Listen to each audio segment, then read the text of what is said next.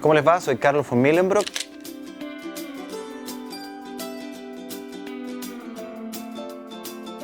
Creo que la carne mechada tiene que ver con la tradición de cocinar tranquilamente. Esa carne que parte muy temprano cocinándose sobre las horas de la mañana y que a la hora de almuerzo está blanda para ser compartida con toda la familia. Para mechar la carne necesitamos pimentones, apios, zanahorias y ajo.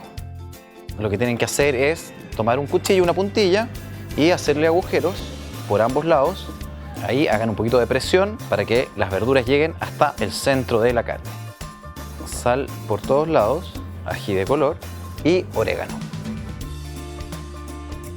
Y ahora todo lo que hay que hacer es sellarla.